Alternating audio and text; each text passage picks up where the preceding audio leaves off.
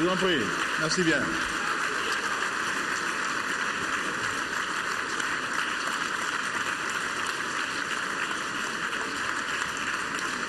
Merci. Bismillah ar-Rahman ar-Rahim.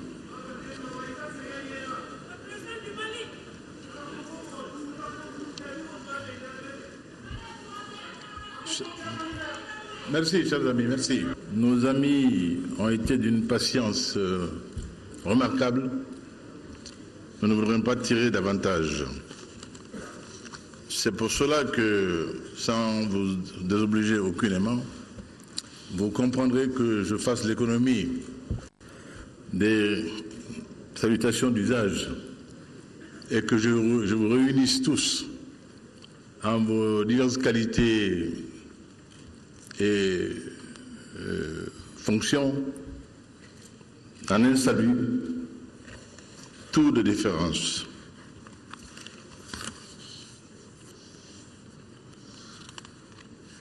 Tous qui avaient accepté de bien bonne grâce d'être des nôtres aujourd'hui, en un jour d'une telle solennité qui est effectivement un jour historique pour la République du Mali, pas seulement, pour la région Sahel, pas seulement, pour l'Afrique, pas seulement, pour le monde entier. Et la présence ici de tous nos amis de par le monde, singulièrement d'Afrique, et vous permettrez que j'ai une mention spéciale pour ces frères qui sont venus d'un ailleurs qui nous est si proche, pas seulement de l'Afrique de l'Ouest, mais de l'Afrique centrale, de l'Afrique de l'Est. Président Mugabe, merci d'avoir fait ce voyage. Vous veniez d'un long voyage en Russie, pour autant, vous n'avez pas hésité à vous diriger sur le Mali. Ce faisant, vous avez voulu rendre hommage à l'homme d'État insigne qu'a été le président Modibo Keïta. Et pourquoi, président Mugabe, si if I was a good singer, I would try to pay a tribute to you by singing a song we used to sing, but by first times we talk about. Ghana, Guinea, Mali, the nucleus of a great union. Ghana, Guinea, Mali, Africa is now awakened. That was that song. I remember. En ce jour mémorable de vendredi 15 mai, je rends particulièrement grâce à Allah subhanahu wa ta'ala pour m'avoir donné l'opportunité historique d'être à la fois témoin et acteur de cette magnifique cérémonie de signature de l'accord pour la paix et la réconciliation au Mali, issu du processus d'Alger.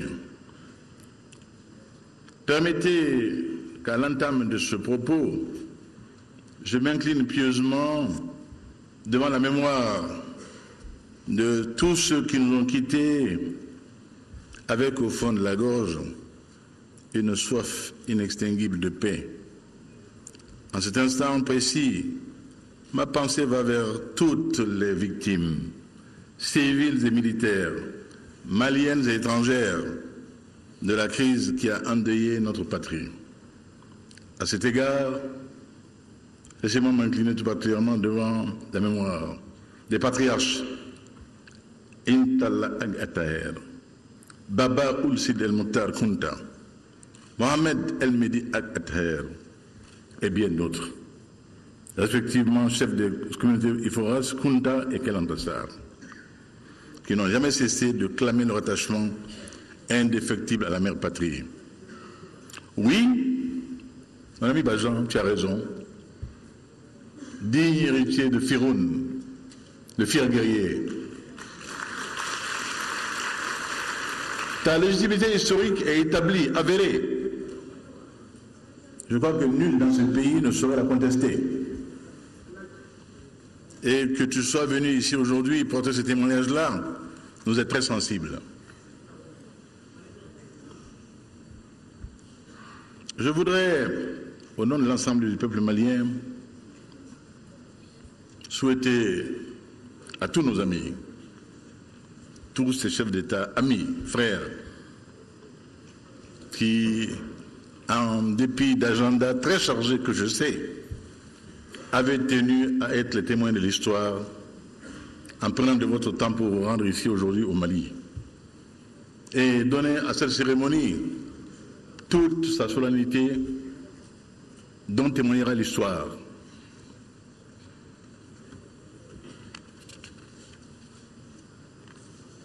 Que de chemin parcouru. Que de chemin parcouru. Mais que l'on me permette un raccourci et un rappel historique obligé. Quand nous fûmes aux affaires, comme on le dit, avec euphémisme, en août 2013, nous eûmes comme premier agenda, ordre du jour, la paix au Mali. La paix au Mali. La paix et la paix. Et certains grands esprits nous ont raillés. Dis non, la paix comment? Tous les ingrédients sont là pour que cette paix soit la plus lointaine possible. Nous avons toujours cru en les miracles d'Allah subhanahu wa ta'ala. Et nous n'avons jamais douté que ce peuple pétri de qualité, avéré au long des siècles, saurait également conduire cette autre bataille de la paix et la gagner. Bien sûr, nous n'avons pas réussi tout seuls. Dès l'abord, notre organisation, la CEDEAO, a été à nos côtés. Mon aîné, le président du Munda, est là, qui a le premier engagé notre communauté régionale, ensuite les Nations Unies, à faire œuvre de paix au Mali, à y contribuer en tout cas. Nous avons donc pris le relais, nous avons pris la suite. Nous l'avons fait à notre rythme, selon notre méthode.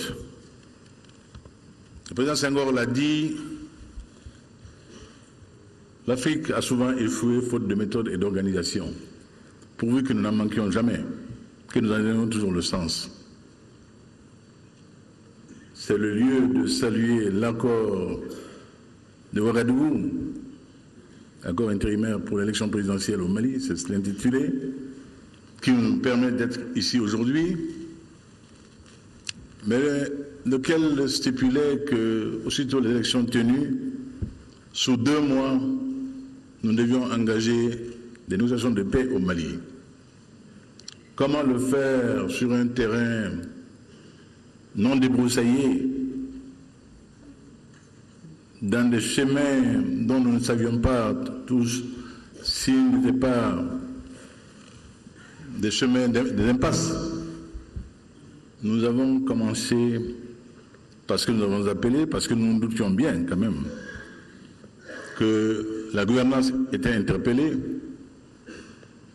Quid de la décentralisation? Grand projet que nous avons dès 92 mis en chantier, qui avait déjà commencé, nous avons amplifié les effets. Et donc, où en étions-nous de cette décentralisation? Pour faire des propositions crédibles qui tiennent la route, il faut faire l'état des lieux. Voilà qui nous avait conduit à cela. Par la suite, nous tenions également à connaître le sentiment des populations au nom desquelles chacun se plaisait à parler à l'envi. Ces populations des régions nord du Mali, d'où la convocation des assises du Nord Mali. Tous 2 exercices qui n'ont pas été vains, qui nous ont permis de débroussailler et de voir où nous allions. septembre, octobre, novembre, décembre. Certains déjà piaffaient d'impatience. Ibeka n'est pas pour la paix, il lambine, il cherche des faux fuyants, il remet en cause l'existant, l'accord de Ouagadougou, et tout y quanti. En janvier, nous avons décidé de prendre le taureau par les cornes. Nous avions une idée de ce que nous voulions et de ce que nous souhaitions faire pour ce pays-là. Nous nous sommes rendus en Alger. Nous avons rencontré le président Bouteflika, qui nous a fait le meilleur accueil. C'est souvenu qu'il fut l'homme de Gao.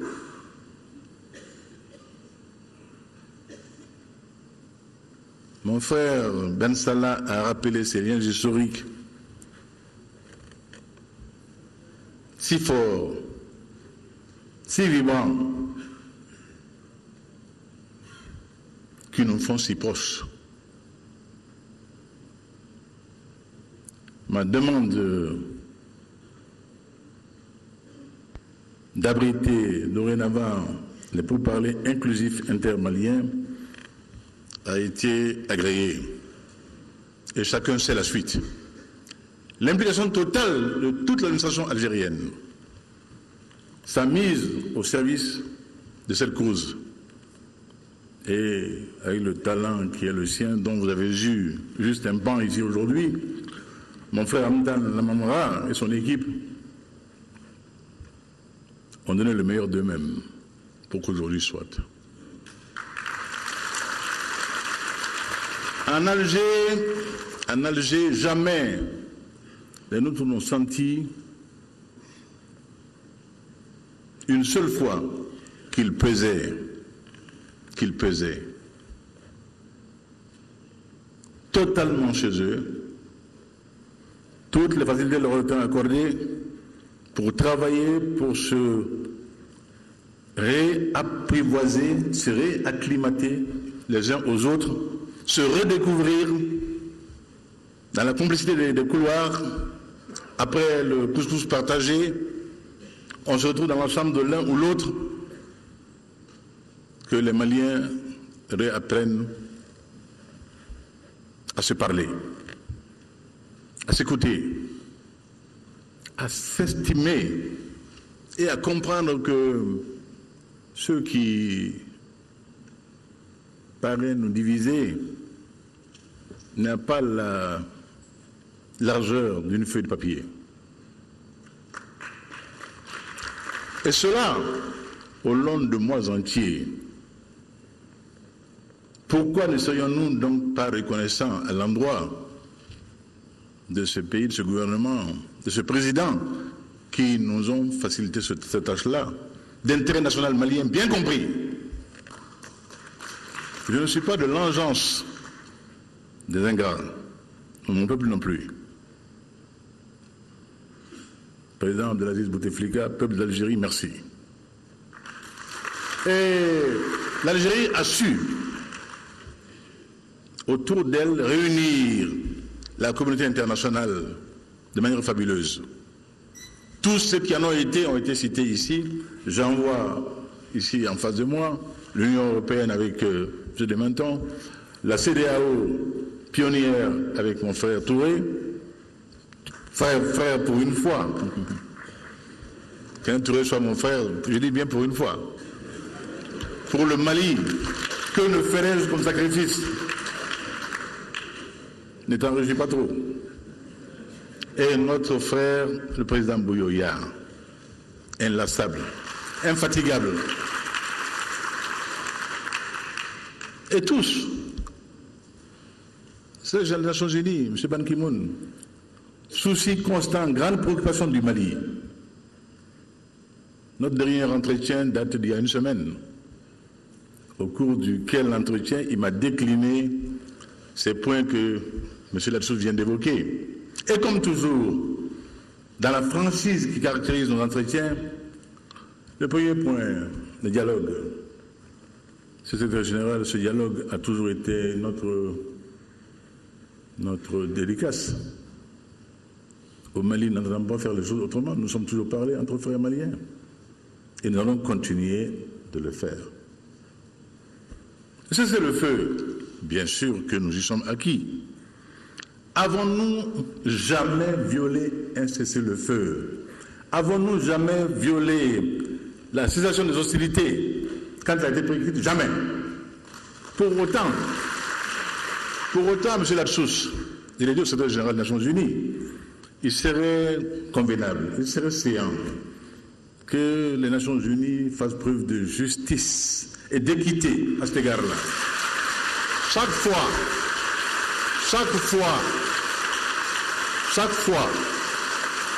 qu'il y a eu violation du cessez-le-feu, violation des hostilités, nous avons acté, nous l'avons signalé. Rarement, nous avons été entendus. On nous a toujours dit, oui, les partis, un peu de respect pour notre peuple. Ce peuple du Mali est un peuple de dignité, avéré au long des siècles. Un peuple qui, dans la communauté internationale, n'a jamais manqué à ses engagements internationaux. Et il continue de le faire aujourd'hui. Mais pourvu qu'en retour, il soit l'objet d'un minimum de respect. Le troisième point, il faut que l'accord reste ouvert à la signature de ceux qui n'en ont pas encore compris l'intérêt, bien sûr. Nous y sommes favorables, pourvu que ce ne soit pas une prise en otage du Mali et de la paix au Mali. Je suis très clair là-dessus. Enfin, il n'avait pas été aussi direct que vous quand vous avez dit qu'il n'est pas question que l'on profite de l'accord pour attaquer ceux qui n'ont pas paraphé ou signé l'accord. Nous ne sommes pas des gueux. Nous sommes gens, Monsieur Lassous, nous sommes gens de bonne compagnie. Nous sommes un pays de vieille civilisation. Jamais, depuis qu'elle a été cantonnée, l'armée malienne n'a manqué à ses engagements. Cantonnée en la ville de Kidal, il a fallu que je le dise à la CEDEAO pour que nos frères comprennent quelle était la situation surréaliste que notre armée vivait en Kidal. Le Mali a accepté beaucoup. Le peuple malien est à saluer. Mais que nul ne se trompe sur la qualité de sa dignité, de son sens de la dignité et de sa compréhension des relations internationales. Nous avons donc dit à M. le secrétaire général des Nations Unies que nous restions évidemment ouverts à nos frères et qu'il nous tardait qu'ils comprennent l'urgence à être de la partie, à signer l'accord de paix. Que nous avons eu mal à notre être malien quand la rentrée scolaire survenue dans tout le Mali, les jeunes Maliens sont allés à l'école, sauf ceux de Kidal. J'ai pleuré dans mon cœur. Parce que ce n'est pas une histoire de cas malien pour moi, c'est une histoire de vie malienne pour moi. Je vis ça dans ma chair, dans mon être le plus profond. Je ne joue pas avec ça. Ce n'est pas un cas académique. C'est un vécu humain. Très fort. Je dis donc qu'il est temps que les Malingas, que les Malis cessent. Et que ceux qui ont charge et mission à nous aider à parvenir à la paix fassent en sorte que le jeu soit transparent, qu'il soit d'égal partage et que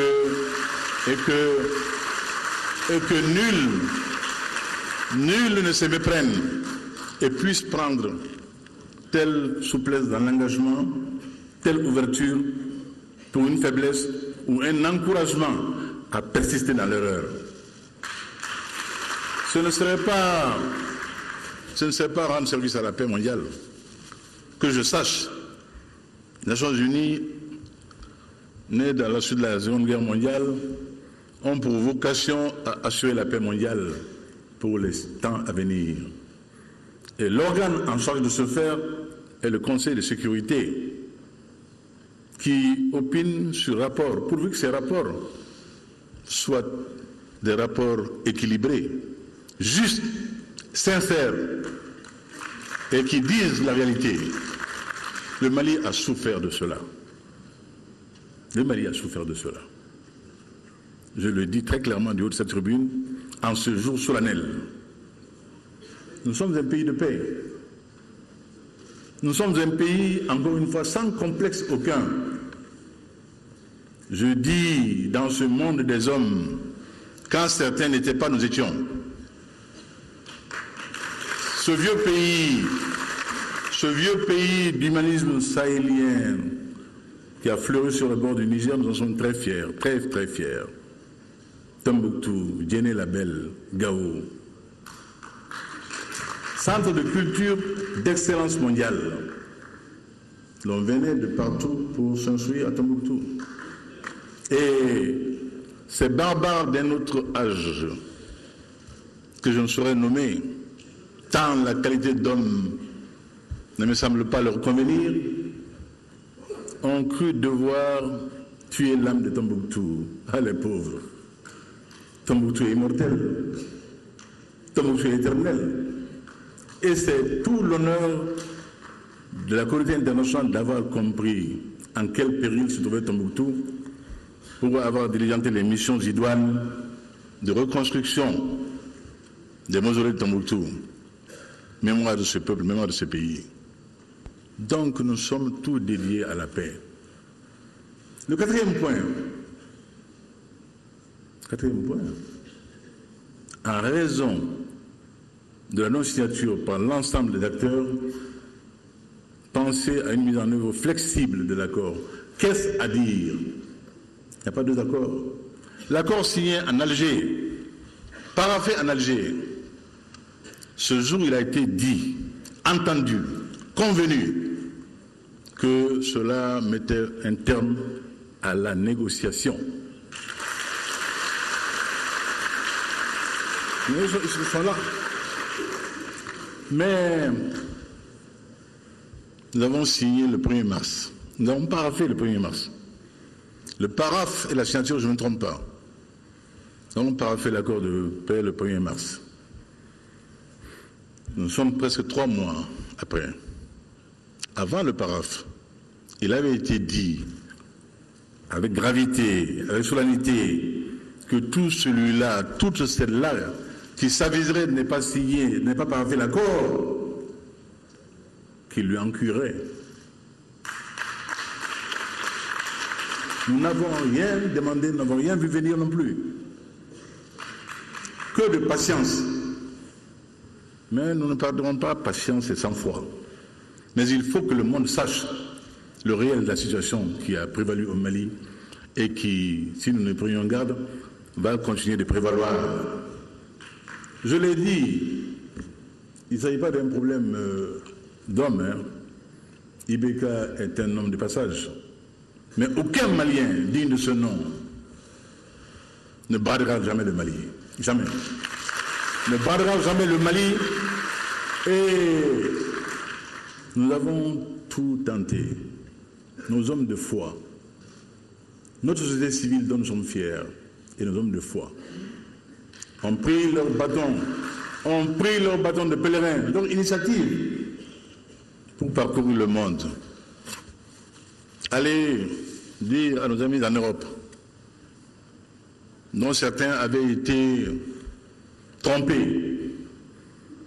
Oui, attention, il y a beaucoup de précautions à prendre parce que si jamais l'armée malienne avait quelques moyens, il va se livrer à des massacres qui m'a toujours révolté. Nous ne sommes pas des sauvages, nous ne sommes pas des barbares. Nous avons toujours vécu en symbiose dans ce pays, depuis le fond des âges à aujourd'hui, sans nous entretuer, Il n'est aucune famille en zone nomade qui n'ait sa correspondante en zone fluviale. Le partage entre les produits du pastoralisme et les produits de l'agriculture sont une tradition chez nous. L'hospitalité et l'accueil sont des choses frappées dans le marbre de Sélenkéni. Tel est le Mali. Tel est le Mali.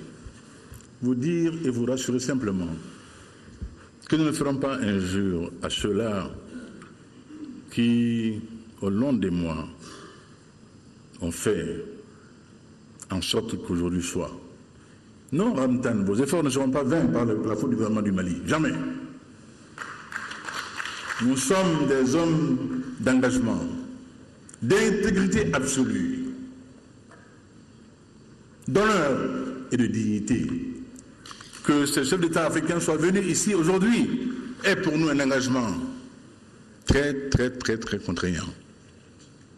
Ça veut dire, ils ont voulu nous dire, frères du Mali, nous croyons en vous, ne nous décevez pas. Vous nous avez appelé à une fête, la fête de la paix, parce que vous avez su trouver, grâce à la médiation conduite par nos frères algériens, un cadre équilibré d'entente nationale. Veuillez vous y engouffrer avec sincérité, avec détermination. Tels nous serons et tels nous ferons, Inch'Allah. Et nous comptons encore sur la communauté internationale, c'est l'absus, pour que nous ayons uniquement notre dû, pas plus, pas moins. Pas plus, pas moins. À San Francisco, les Nations Unies ont été fondées, la charte, sur un credo, sur un pari sur la paix mondiale. La paix mondiale nécessite que les peuples se parlent franchement, se disent les choses telles qu'elles sont, pas en les fardant d'une manière ou d'une autre. Cela n'est pas fondateur de paix. Cela crée toujours des situations fâcheuses, regrettables. Nous ne souhaitons plus en connaître au Mali. Chers amis, j'avais un long discours, vous savez, bon, toujours pareil. J'ai balancé entre le lire ou laisser parler mon cœur. Laissez parler mon cœur. Il m'est donné en ce jour, ce que rarement homme d'État obtient.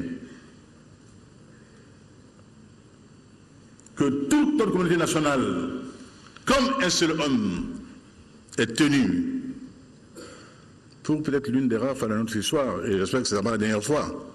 Désormais, je vous souhaite tous, à l'unisson, dans ce combat pour le Mali, pas pour Ibeka. Pas pour Ibeka, mais pour le Mali. Tous nos frères, de quelque bord qu'ils fussent, se sont engagés dans ce combat pour le Mali.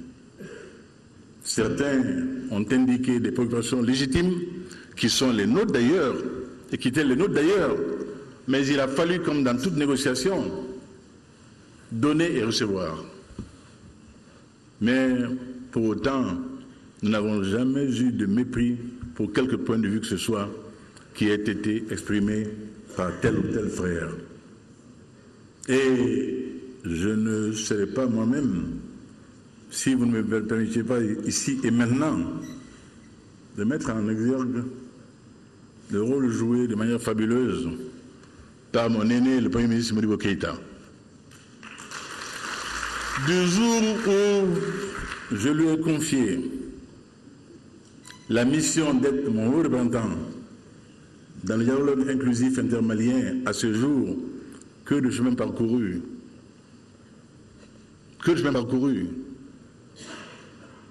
que de sacrifices, que de patience, d'abord avec moi. Il en a fallu. Non, je sais un peu ce qu'est l'homme. Mon cher aîné, vous avez été d'une patience inouïe. Je vous en sais gré ici solennellement. Vous m'avez fait éviter bien des erreurs que le tempérament aurait incliné à difficilement éviter. C'est tout cela qui nous vaut le bonheur de cette journée. Et tous ceux qui furent de la négociation en Alger, sous la conduite de M. le ministre des Affaires étrangères, passés ou présents, soyez tous fabuleusement remerciés. Mes frères qui ont eu la patience de rester, Big John, GDM, je l'appelle GDM, il m'appelle Aibiki. Il m'appelle Aibiki, moi je l'appelle GDM. John Dramani Mahama. Et mon excellent frère Densala, nous fûmes parlementaires ensemble. Et il m'a succédé à la présidence de l'UPA. Et là également, ces belles journées passées en Alger pour la fin de mon mandat. Et notre doyen, le président Mugabe, qui vous a ravi par ses rappels historiques, a été enseignant à Takoradi. Son séjour ghanéen, il l'a dit, et combien en ce temps-là, l'Afrique soucieuse d'elle-même, par nos aînés, nos oncles, avait compris la nécessité et l'importance de l'unité par rapport à la balkanisation, par rapport à l'émiettement. Ils avaient compris. Ils furent cadrés, les précurseurs de l'intégration. Et je croyais que le président Mugabe allait dire un mot là-dessus. La clause qui tient de l'intangibilité des frontières héritées de la colonisation, si nous l'avions suivi, beaucoup d'errements eussent été évités à l'Afrique. Absolument. Mais ça, c'est une autre histoire. Donc, vraiment, pour ne pas encore vous ennuyer davantage, chers parents, chers chefs traditionnels venus du Nord, chères autorités religieuses dont nous sommes fiers, encore une fois, par votre engagement, oui, par votre engagement au quotidien, pour la paix dans la cité, pour l'harmonie des cœurs, vous, Monseigneur, vous, Ousmane Amani Aïdara, vous, Mahmoud Diko, nous sommes fiers de votre engagement aux côtés de votre peuple. Société civile, j'ai une diplômée sans emploi que je ne vois pas cette fois-ci, mais elle m'entendra sûrement. C'est Mme Traoré que j'appelle ainsi. Donc tous, vous avez fabuleusement servi cette patrie malienne. Tous ceux qui furent en Algérie, tous ceux de la mission en Algérie. Je vois quelqu'un là, je pense que c'était Oumou qui est là. Tu as fait du bon travail, ma soeur. Et au jour du mérite, nul ne sera oublié, Inch'Allah. La patrie reconnaissante saura reconnaître ses enfants. Et que dire d'autre? Que le temps est venu de nous faire confiance. Mon frère Bilal, je t'appelle. Aie confiance en moi.